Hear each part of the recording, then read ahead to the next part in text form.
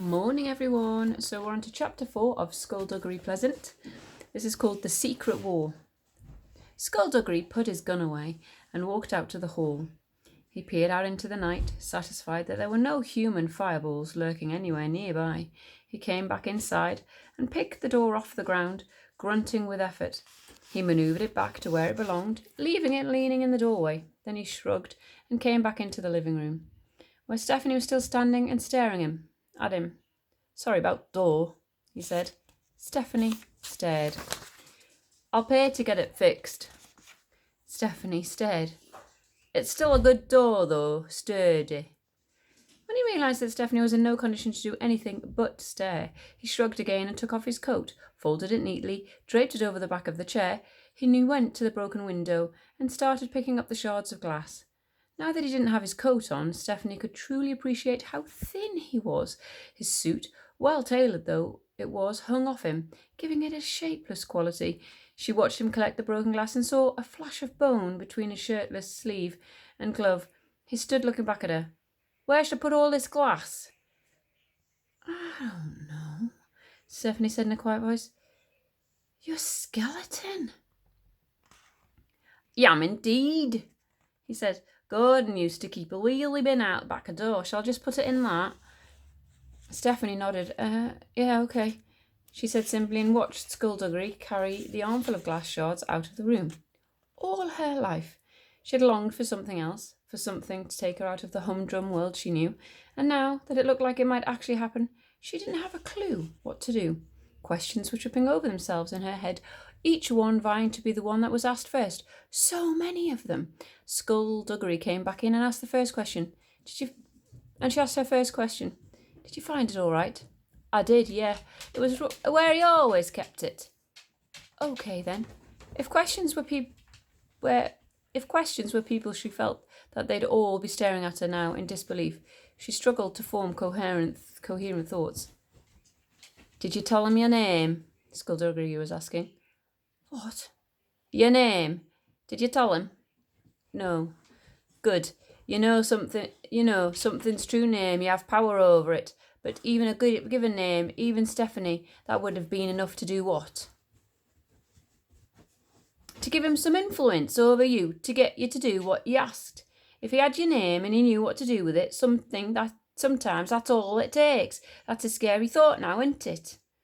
"What is going on?" Stephanie asked. "Who was he? What did he want? And just who are you?" "I'm me," Skulduggery said, picking up his hat and wig, placing them on a nearby table. "As for him, I don't know who he is. Never seen him before in my life." "You shot him?" "That's right." "And you threw fire at him?" "I did that." Stephanie's legs felt weak and her head felt light. "Mr. Pleasant," she said, "you're a skeleton." "Ah, yes. Back to the crux of the matter. Yes, indeed I am. As you say, a skeleton. I've been one for a few years now." "Am I going mad?" "I hope not. So you're real. You actually exist. Presumably." "You mean you're not sure if you exist or not?" "I'm fairly certain. I could be wrong. I could be some ghastly hallucination, a figment of my imagination." "You might be a figment of your own imagination. Is that possible?" "Stranger things have happened, and do with alarming regularity." This is too weird. Skulduggery put his gloved hands in his pockets and cocked his head. He had no eyeballs, so it was hard to tell if he was looking at her or not. "You know, I met your uncle under very similar circumstances. Well, kind of similar, but he was drunk, and we were in a bar, and he had vomited on my shoes. So I suppose the actual circumstances aren't overly similar after all. But both events include a meeting, so, well, my point is, he was having some trouble, and I was there to lend a hand. And we became good friends after that." Good friends." His head tilted. "You look like you might faint." Stephanie nodded slightly. "I've never fainted before, but I think you might be right." "Do you want me to catch you if you fall, or, well, if you wouldn't mind?" "No problem at all." "Thank you." Stephanie gave him a weak smile, and then darkness clouded her vision, and she felt herself falling, and the last thing she saw was Skulduggery Pleasant darting across the room towards her. Stephanie awoke on the couch with a blanket over her. The room was dark, lit only by 2 lamps in opposite corners. She looked over at the broken window, saw that it was now boarded up. She heard a hammering from the hall, and when she felt strong enough to stand, she slowly rose and walked out of the living room. Skulduggery Pleasant was trying to hang the door back on its hinges. He had his shirtless sleeve rolled up on his left forearm. Ulna. Stephanie corrected herself, proving that her first-year biology class had not gone to waste. Or was it the radius? Or both? She heard him mutter, then he noticed her and nodded brightly. Ah, you're up. You fixed the window. Well, covered it up. Gordon had a few pieces of timber out back, so I did what I could. Not having the same luck with the door, though. I find it much easier to blast them off than put them back. How are you feeling? I'm okay, Stephanie said. A cup of hot tea, that's what you need. Lots of sugar. He abandoned the door and guided her to the kitchen. She sat at the table while he boiled the water. Hungry? He asked when he had boiled the water, but she shook her head. Milk? She nodded. He added the milk and spoonfuls of sugar, gave the tea a quick stir, and put the cup on the table in front of her. She took a sip. It was nice. And hot. Thank you, Stephanie said, and he gave a little shrug. It was hard, discerning some of his gestures without a face to go by, but she took the shrug to mean, think nothing of it. Was that magic? Was the fire and the blasting the door? Yeah, it were. She peered closer. How can you talk? Sorry. How can you talk? You move your mouth when you speak, but you've got no tongue. You've got no lips. You've got no vocal cords. I mean, I know what skeletons look like. I've seen diagrams and models and stuff, and the only things that hold them together are flesh and skin and ligaments. So why don't you just fall apart? He gave another shrug, both shoulders this time. Well, that's magic too. She looked at him. Magic's pretty handy. Yeah, magic is. And what about, nerve endings? Can you feel pain?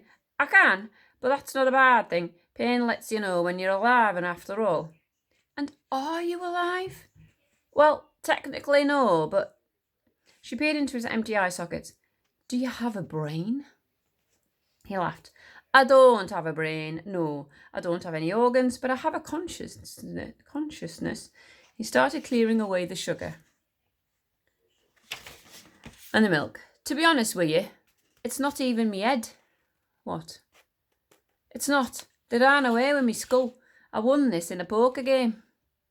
That's not even yours. How does it feel? It'll do. It'll do until I finally get round to getting my own head back. You look faintly disgusted. Doesn't it feel weird? It'd be like wearing someone else's socks. You get used to it. What happened to you, she asked. Were you born like this? No. I were born perfectly normal. Skin, organs, the whole shebang. Even had a face that weren't too bad to look at, if I do say so myself.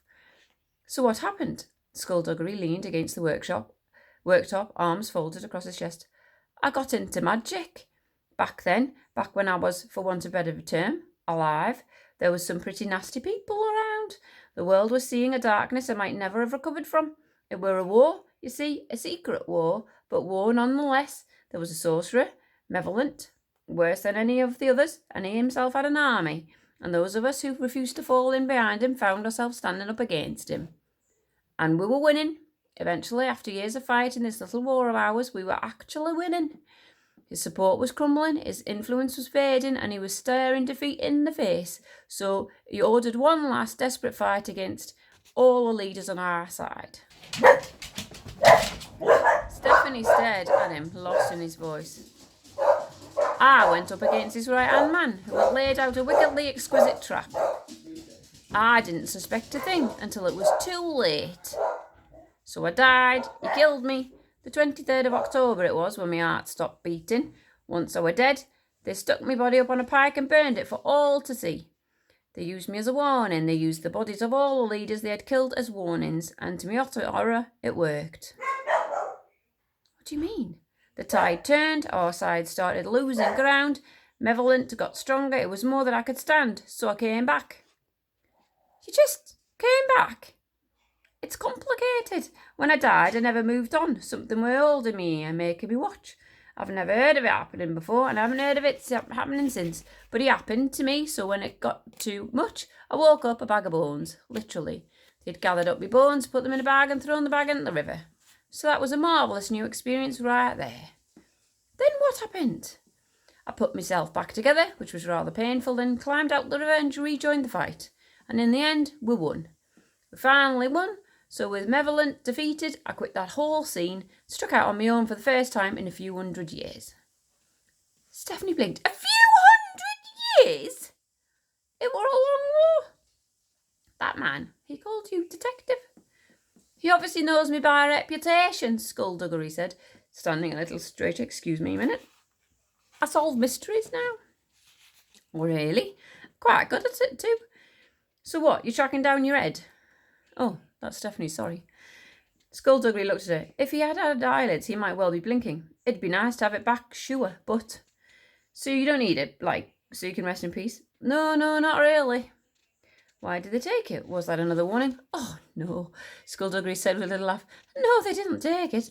I was sleeping about 10 or 15 years ago, and these little goblin things ran up and nicked it right off my spinal column. Didn't notice it was gone till the next morning. Stephanie frowned. And you didn't feel it?